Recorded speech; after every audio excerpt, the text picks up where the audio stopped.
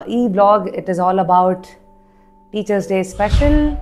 ನನ್ನ ಲೈಫ್ನ ಟೀಚರ್ಸ್, ಲೈಫೇ ನನಗೆ ಟೀಚರ್ ಆದಂಥ ಸಿಚುವೇಶನ್. ಎಲ್ರಿಗೂ ಒಂದು ಪ್ರಶ್ನೆ ಇರುತ್ತೆ, who basically kind of shape my creativity. ಪಂಚಾಶತ್ ಪೀಠರೂಪಿಣಿ ಮಾಂ ಪಾಹಿ ಶ್ರೀರಾಜ ರಾಜೇಶ್ವರಿ.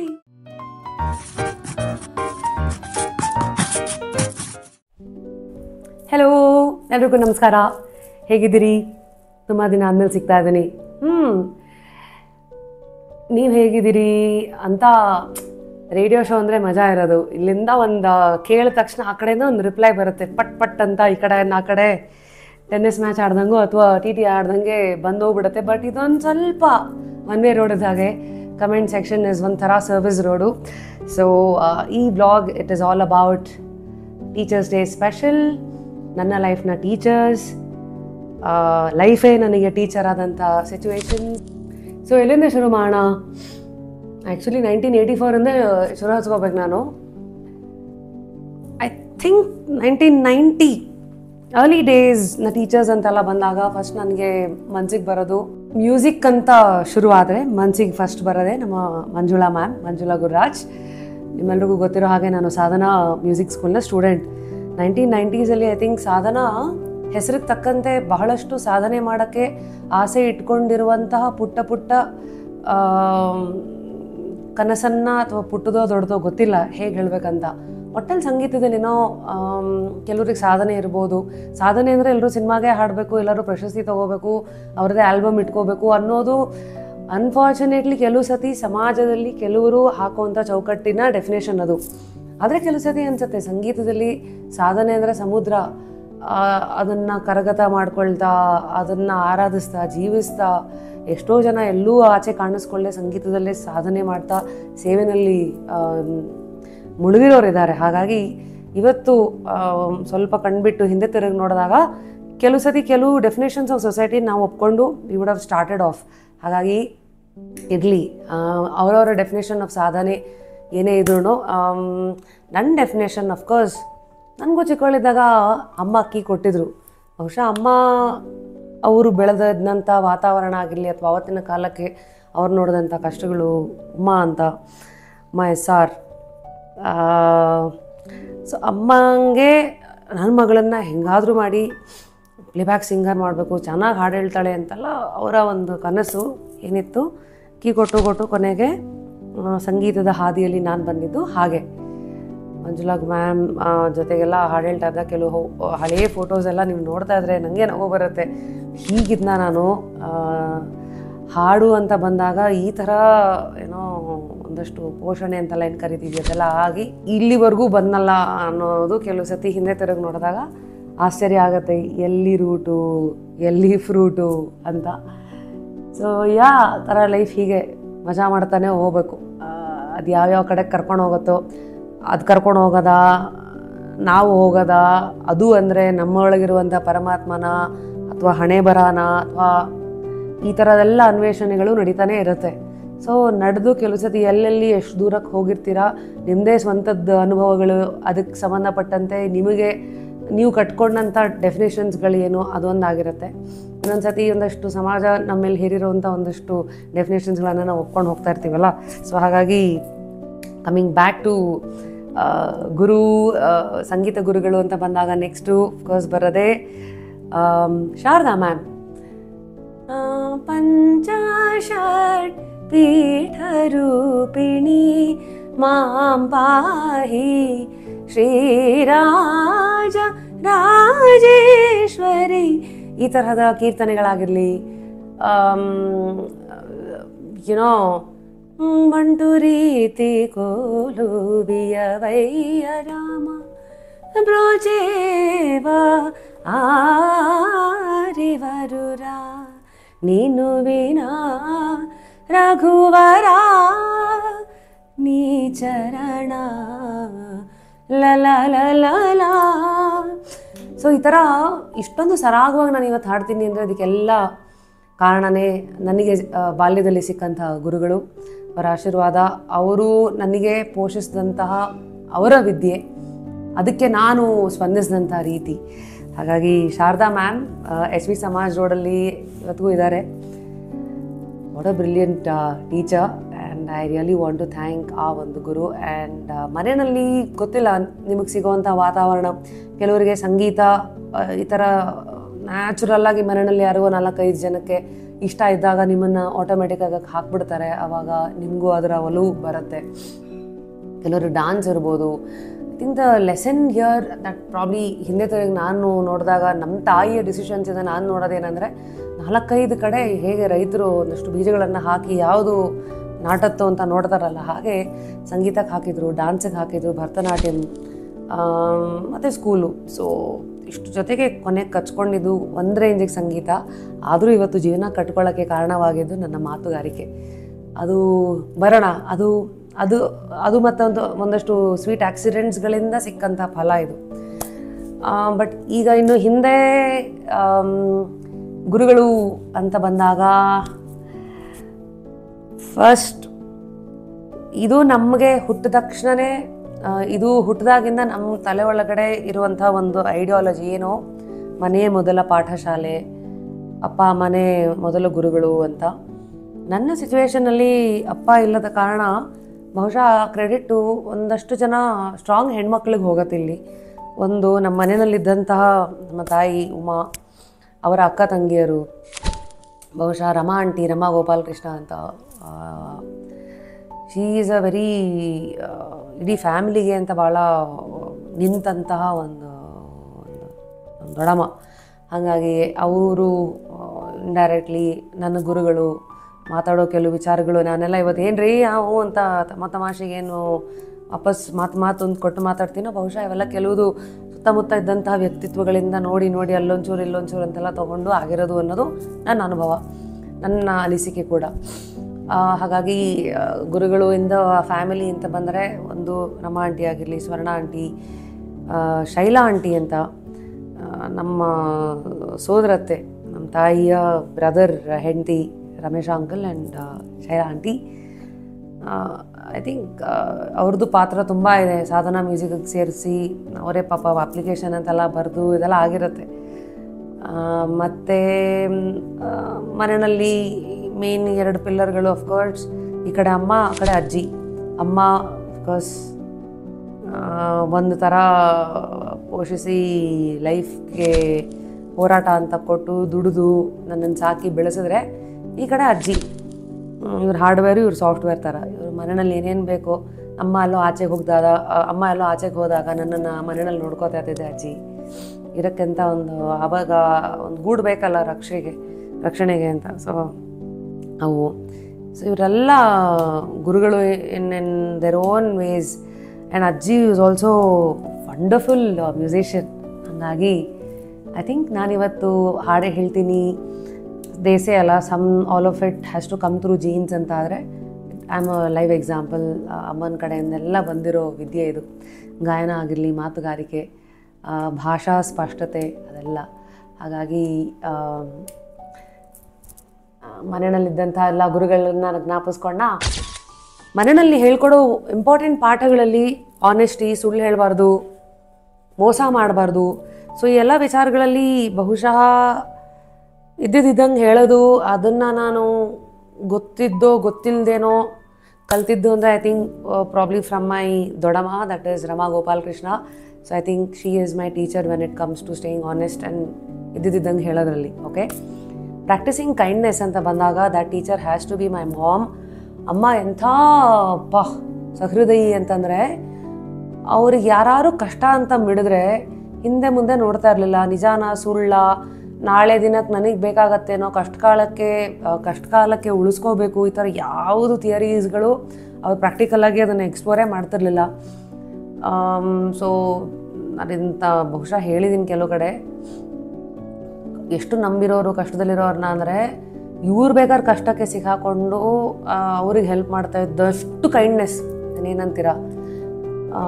ಹಾಗಾಗಿ ಅಮ್ಮನಿಂದ ಕೈಂಡ್ನೆಸ್ ನೋಡಿದೆ, ಬಟ್ ಅವ್ರು ಅದರಿಂದ ಕಷ್ಟಕ್ಕೆ ಸಿಕ್ಕಾಕೊಂಡ್ರಲ್ಲ. ಎಷ್ಟೋ ಸತಿ ಈಗ ನಮಗೆ ತೊಂದರೆಗೆ ಸಿಗಾಕೊಳ್ತಾ ಇದ್ವಿ ಆ ವಿಚಾರಗಳಿಂದಾಗಿ, ಎಲ್ಲರೂ ನಂಬಿಡೋದು. ಹಾಗಾಗಿ ನಾನು ಅದರ ತದ್ವಿರುದ್ಧ ಆಗಿದ್ದೆ during my teenage and growing up years. But honestly ಇವತ್ತು ಇಫ್ ಐ ಲುಕ್ ಬ್ಯಾಕ್, ನಮ್ಮೆಲ್ಲರಿಗೆ ಒಂದು ಈ ವಾಲ್ಯೂಮ್ ಬಟನ್ ಥರ ಆ control button has to be always right ಅನ್ಸುತ್ತೆ, ಕರೆಕ್ಟಾಗಿರ್ಬೇಕದು.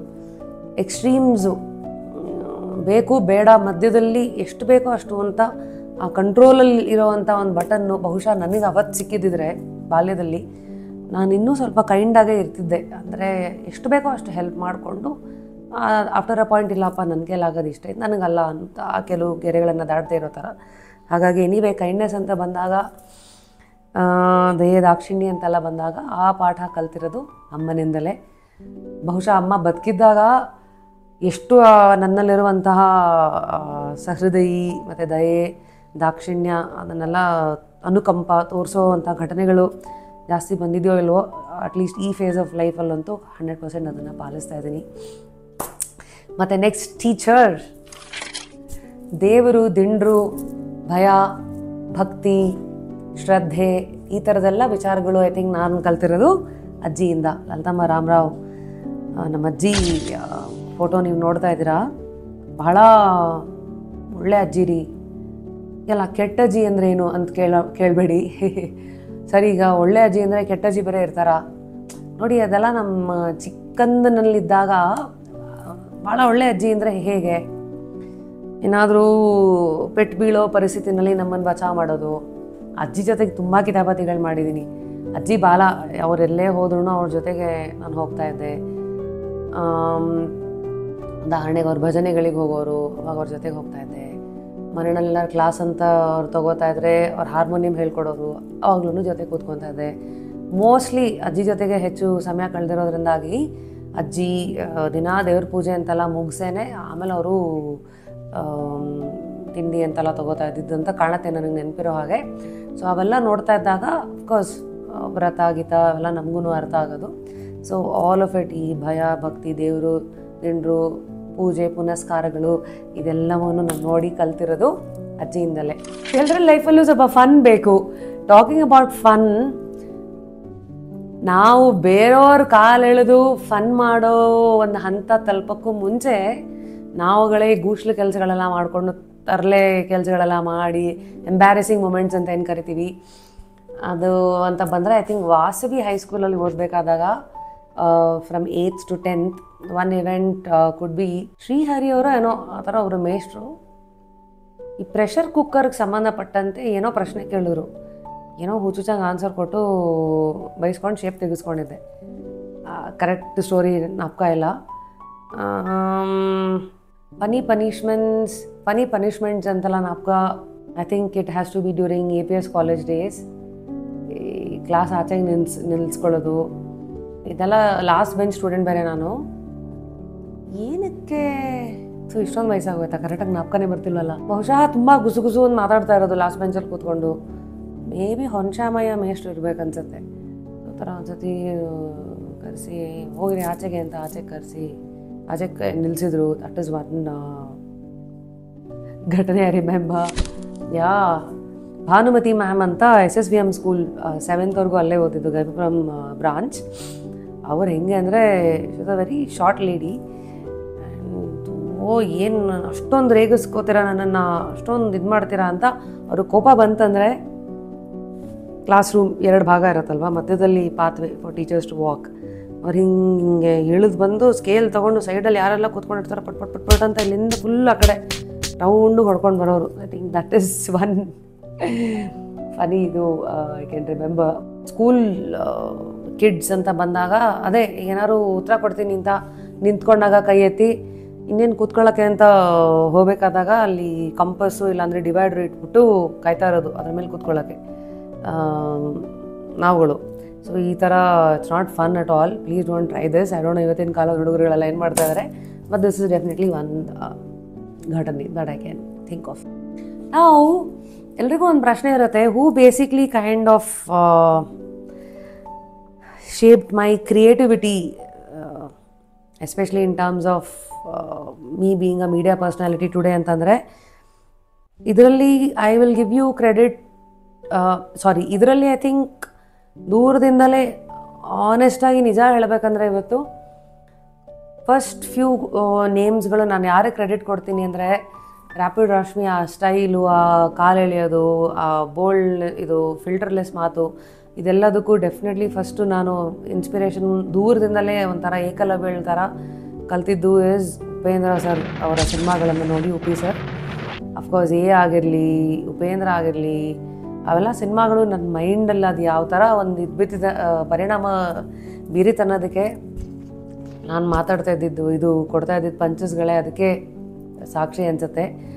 ಮತ್ತು ಇನ್ನೊಂದು ಸ್ವಲ್ಪ ಕಾಲೆಳೆಯುವಂಥ ಒಂದು ಸ್ಟೈಲ್ ಅಂತ ಬಹುಶಃ ಅದು ಬಂದಿದ್ದು ಥ್ರೂ ಯೋಗರಾಜ್ ಭಟ್ ಸರ್ದು ರೈಟಿಂಗ್ ಇರಲಿ, ಮತ್ತು ಮುಂಗಾರು ಮಳೆ ರಿಲೀಸ್ ಆಗಿತ್ತಲ್ಲ ಆ ಟೈಮಲ್ಲೆಲ್ಲ ಫುಲ್ ಇಷ್ಟುದ್ದ ಡೈಲಾಗ್ಸ್ಗಳು, ವ್ಯಂಗ್ಯ ಮತ್ತು ಅವೆಲ್ಲ ಒಂಥರ ಚೆನ್ನಾಗಿದೆಯಲ್ಲ ಅಂತ. ಆ ಫೇಸಲ್ಲಿ I think it was all about ನಾವೇನಾದ್ರು ಮಾತಾಡ್ತಾ ಇದ್ದೀವಿ ಅಂದರೆ 4 ಜನ ಅಲ್ಲಿಂದ ನಗಬೇಕು, 4 ರಿಯಾಕ್ಷನ್ ಈ ಕಡೆ ಬರಬೇಕು. ಸೊ ಅದನ್ನು ನಾನು ಹುಡುಕ್ತಾ ಇದ್ದಿದ್ದ ಒಂದು ಫೇಸಲ್ಲಿ ಹೆಂಗೆ ಶಾರ್ಪಾಗಿರೋ, ಯಾರೂ ಹೇಳ್ದಿರೋ ಒಪಿನಿಯನನ್ನು ಹೇಳೋದು, ಕಾಲು ಎಳೆಯೋದು, ಪಂಚಸ್ ಹಿಂಗೆ ಕೊಡೋದು, ಅದು ಹೆಂಗಂದರೆ ಬೆರಳು ತೋರಿಸಿದ್ರೆ ಹಸ್ತಾನೆ ನುಂಗೋ ಅಂಥ ಒಂದು, ಅದು ಹೇಗೆ ಬಂತು ಅಂತ ನನಗೂ ಗೊತ್ತಿಲ್ಲ. ಐ ಥಿಂಕ್ ಅದು ಹಾಡ್ತಾ ಹಾಡ್ತಾ ರಾಗ, ನರಳ್ತಾ ರೋಗ ಅಂತ ಮಾತಿದೆ ನೋಡಿ, ಮಾತಿನ ಜೊತೆಗೆ ಬರುವಂಥದ್ದು. ಮತ್ತು ಈ ಒಂದು ಇದರಲ್ಲಿ ಬಹುಶಃ ನಾನು ನಮ್ಮೆಲ್ಲ ಕಾಲರ್ಸ್ ಆಗಿ ಕೇಳುಗರಾಗಿ ನಿಮಗೂ ಹೆಚ್ಚು ಕ್ರೆಡಿಟನ್ನು ಕೊಡ್ತೀನಿ ಗುರುಗಳಾಗಿ. ಯಾಕೆ ಗೊತ್ತಾ, ಸುಮ್ಮನೆ ಡೈಲಾಗ್ ಅಂತ ಹೇಳ್ತಾ ಇಲ್ಲ.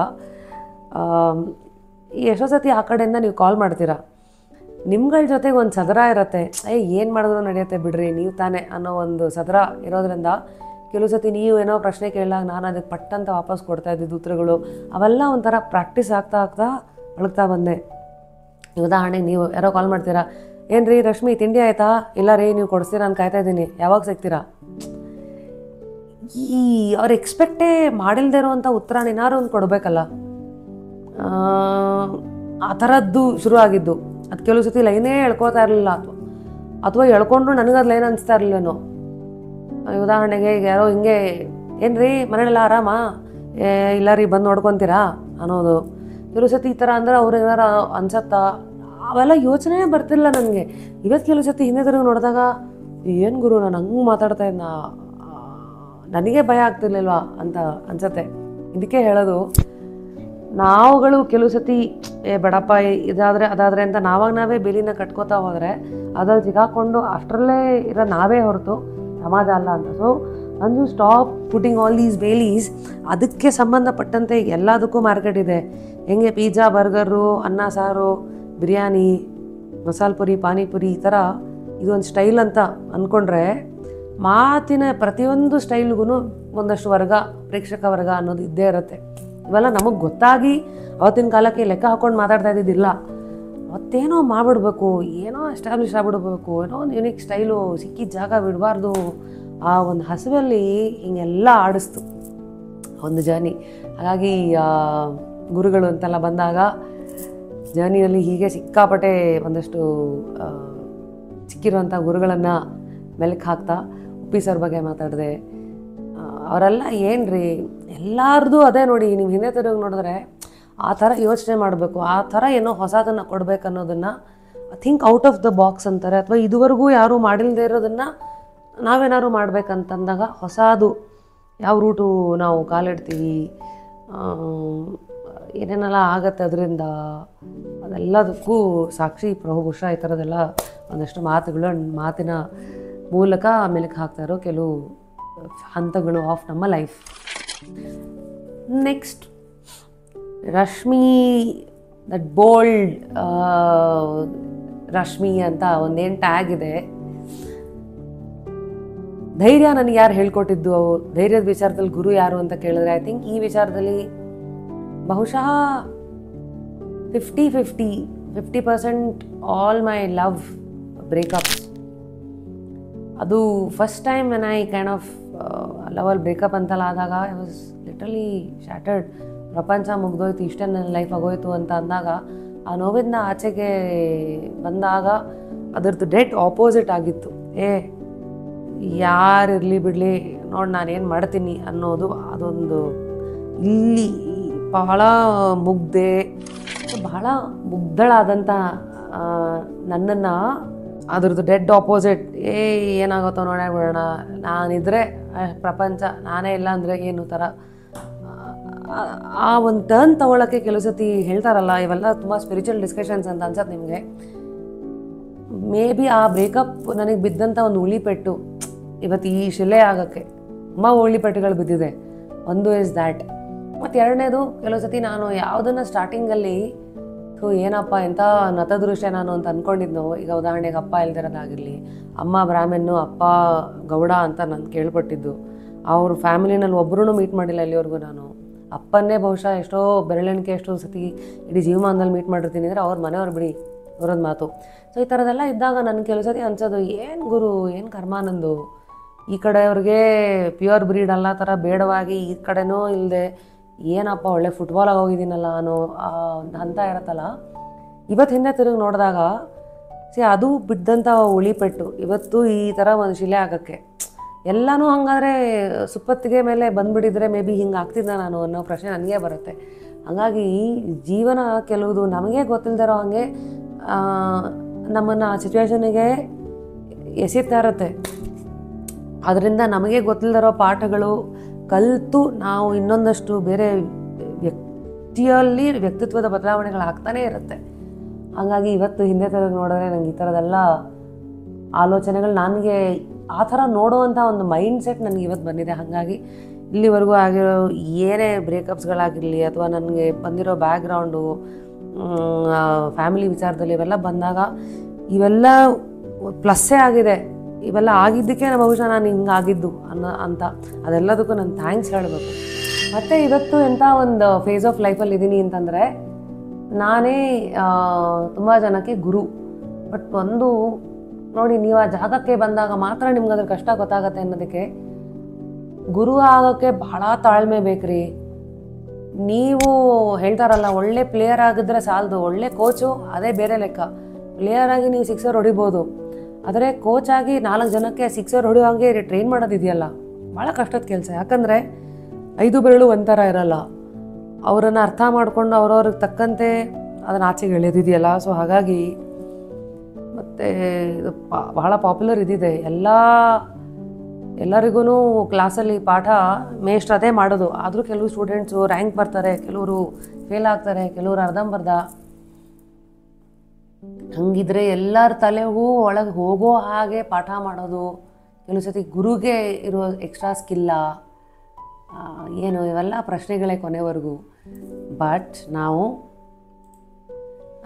ನನ್ನ ಒಂದು ಫೇಸಲ್ಲಿ ವಾಯ್ಸ್ ಔಟ್ ಅಂತ ಅದರ ಮೂಲಕ ನಾನು how to be an RJ ಅಂತ ಸಾಕಷ್ಟು ಒಂದಷ್ಟು ಫಸ್ಟ್ ಬ್ಯಾಚಲ್ಲಿ ತುಂಬ ಜನ ಬಂದರು. ಟ್ರೈನ್ ಅಂತೆಲ್ಲ ಮಾಡಿ ಒಂದಷ್ಟು ಜನ ಇವತ್ತು ಮೀಡಿಯಾದಲ್ಲಿದ್ದಾರೆ. ಆ ಫೇಸಲ್ಲಿ ತುಂಬ ಜನ ಸಿಕ್ಕಿದ್ರು.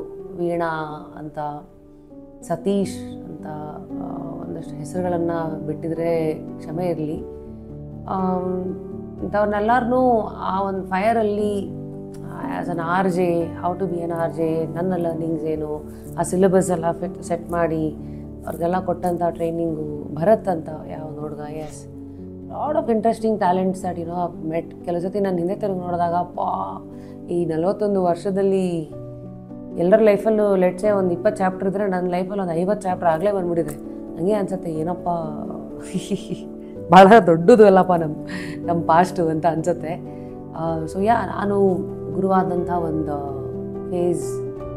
First phase probably was that.